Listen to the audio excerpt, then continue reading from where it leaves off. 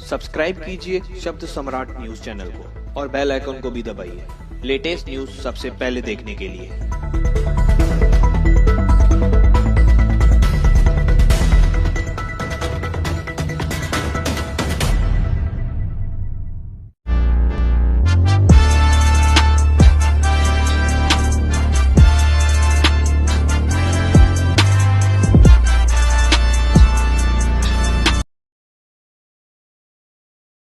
नमस्कार, शब्द सम्राट न्यूज में आपका स्वागत है। मुंबई से सटे उल्हासनगर के कैंप क्रमांक 4 के लाल चक्की परिसर में वरिष्ठ पत्रकार और सामाजिक कार्यकर्ता दिलीप मालवंकर पर एक सप्ताह पहले मोटरसाइकिल पर आए 3 अज्ञात हमलावरों ने हमला कर फरार हो गए थे। वहीं मालवंकर ने इस हमले के पीछे राजनीतिक द्वेष का गंभीर आरोप लगाया था। बता दें कि घटना के बाद जैसे ही पुलिस में शिकायत दर्ज कराई गई, जांच का चक्र तेजी से घूम गया। सीसीटीवी फुटेज के आधार पर पुलिस ने 3 आरोपियों में से गणेश मुटुकन्ना और अरविंद नायडू को गिरफ्तार करने में सफलता हासिल की है, जबकि तीसरा आरोपी अभी भी फरार है और पुलिस की एक विशेष टीम उसकी तलाश में जुटी हुई है। उसे अदालत में पेश किया गया और 16 तारीख तक पुलिस हिरासत में भेज दिया गया।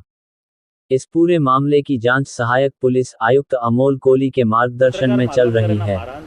विठलवाडीच्या हद्दीमध्ये या प्रकरणी गुन्हा दाखल होता आणि आज 2 आरोपी अटक करण्यात आले। काय विषय होता, विस्तार मिळता? दिनांक 5/2/2026 रोजी सकाळी 11 वाजता दिलीप मालवणकर यांना गाडीवरून जात असताना अडवून मारहाण झाली होती। त्या संबंधाने त्यांनी विठलवाडी पोलीस स्टेशन येथे तक्रार दिली होती।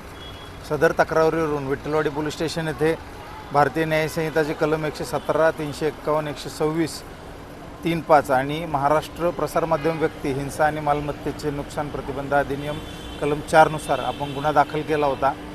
सदर गुन्ह्याचा तपास माझ्याकडे माननीय पोलीस उपायुक्त यांच्या आदेशाने देण्यात आला होता।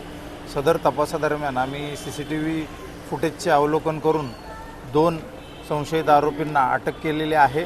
आज त्यांना माननीय न्यायालयात प्रोड्यूस केलं गेलं होतं। दिनांक 16/2 तारखेपर्यंत त्यांची पोलीस कोठडी मंजूर झालेली आहे आणि पुढील तपास सुरू आहे।